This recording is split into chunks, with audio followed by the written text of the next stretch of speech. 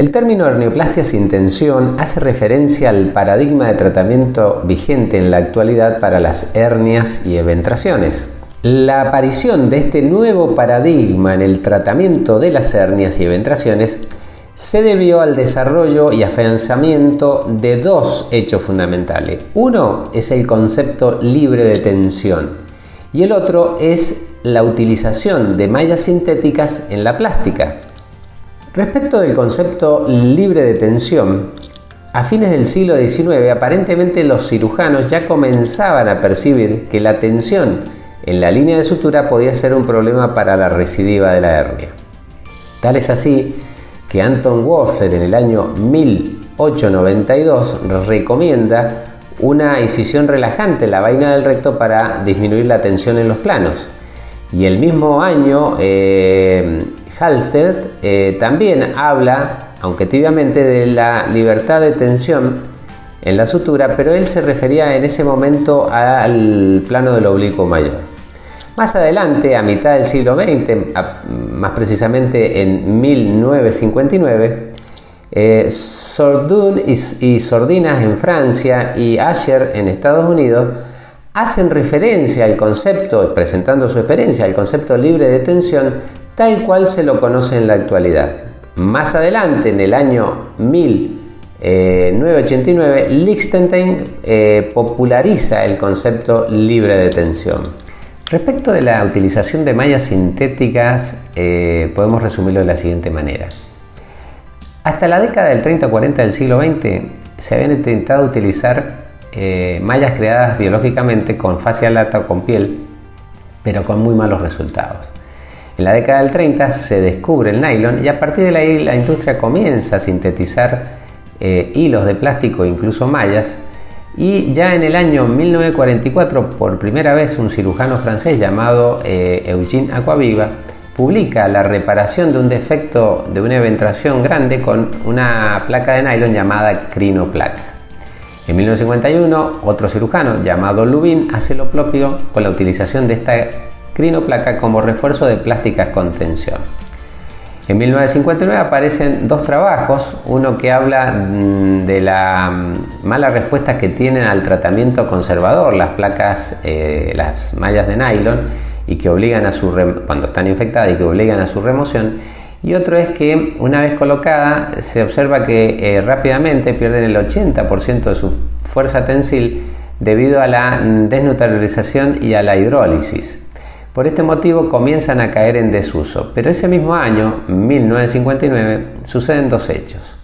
Por un lado, en Francia, dos cirujanos llamados uno Soudun y otro Sordina publican su experiencia con la utilización de plásticas de nylon, pero bajo el concepto de libre de tensión.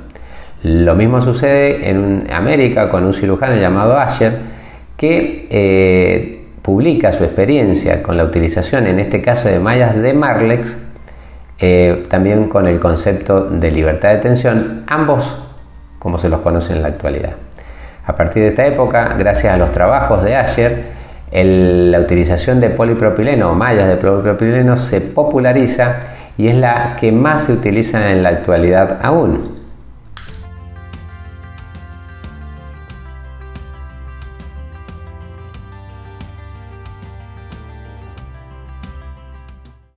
Puede hacerse por vía anterior o puede hacerse por vía posterior. En el caso de la vía anterior es con técnica abierta, convencional, y en el caso de la vía posterior puede ser por vía abierta o por vía laparoscópica. En este video vamos a hablar de la hernioplastia sin tensión por vía convencional, por vía abierta. Y acá existen tres posibilidades. La hernioplastia sin tensión propiamente dicha, popularizada por Lichtenstein. La hernioplastia sin tensión mediante el tapón o plug, popularizado por Gilbert, Rutkop y Robbins. Y la hernioplastia sin tensión basada en el sistema Prolene para hernias, también llamado PHS, popularizado por Gilbert.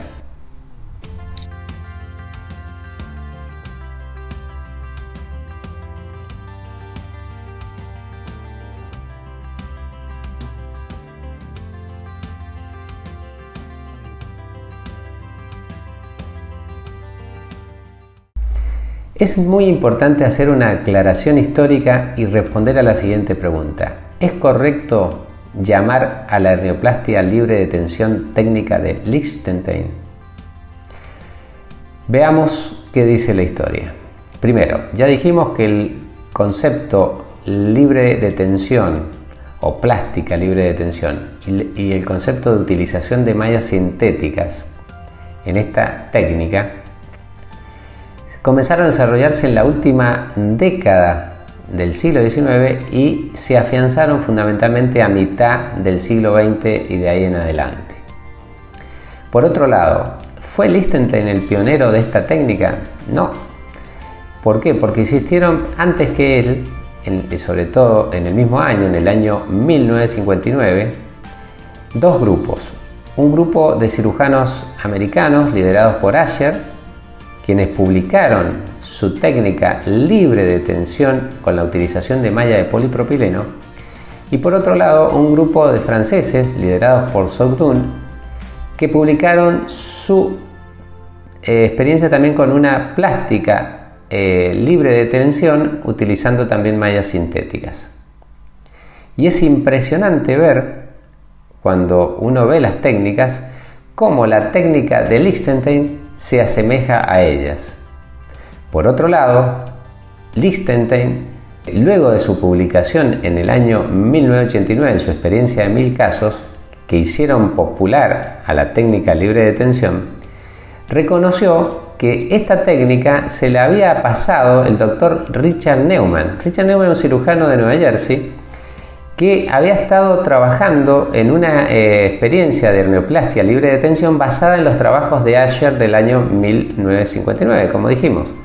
Pero él había tenido problemas, había tenido muy buenos resultados, pero había tenido problemas para publicarlo y le pasó esta información a Lichtenstein. Lichtenstein hizo la experiencia y él hizo la presentación en el año 1989 y su posterior popularización. Entonces, ante la pregunta de si es correcto llamar a la técnica de hernioplastia libre de tensión con utilización de malla como técnica de Lichtenstein, la historia dice que no.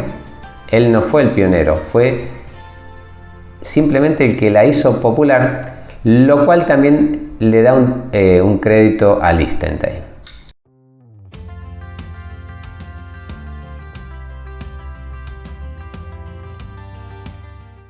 En la técnica presentada por Sogdun y Sordinas, hacían lo siguiente. La malla, en este caso era de nylon, la crinoplaca, la cortaban en forma de hoja y uno de los extremos se iba a fijar al tubérculo púbico y el otro se iba a cortar en dos flaps para permitir el paso del cordón. Luego, ambos bordes laterales de esta malla, así preformada, se fijaban por un lado al borde del tendón conjunto y por otro lado se fijaban al ligamento inguinal de pupar. A nivel del cordón, estos dos flaps se rodeaban al cordón y se fijaban por detrás de él. Luego se cerraba el oblicuo mayor y el cordón inguinal se dejaba en el tejido celular subcutáneo.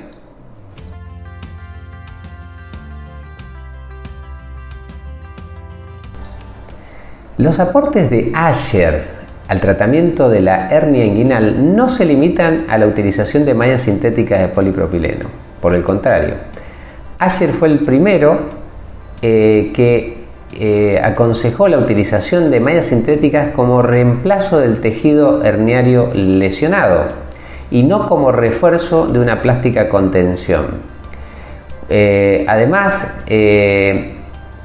introdujo el concepto de utilización de la malla como un puente que va de tejido sano a tejido sano, sobrepasando el defecto herniario en 2 o 3 centímetros más allá de este. Como se ve en esta imagen, él colocaba la malla por detrás de la fascia transversalis, fijándola arriba, más allá del tendón conjunto, y abajo al ligamento inguinal de pupar. A nivel del cordón inguinal no cortaba la malla en dos flaps, sino que la fija o la fijaba a los costados del cordón sin estrangularlo. Luego de esto cerraba el oblicuo mayor y dejar el cordón en el tejido celular subcutáneo o por debajo del oblicuo mayor en su posición normal era indistinto.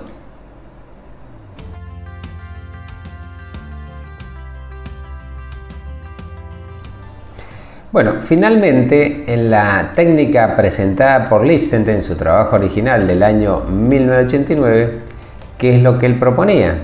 Simplemente lo que ya hemos visto. Proponía una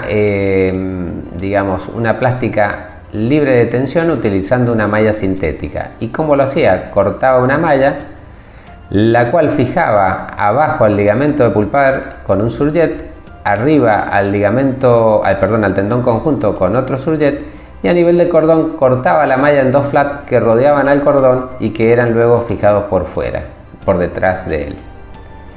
De esta manera hemos expuesto cómo se inició, cómo se desarrolló y cómo se consolidó este nuevo paradigma en el tratamiento de la hernioplastia inguinal, intentando darle a cada actor el lugar que se merece en la historia.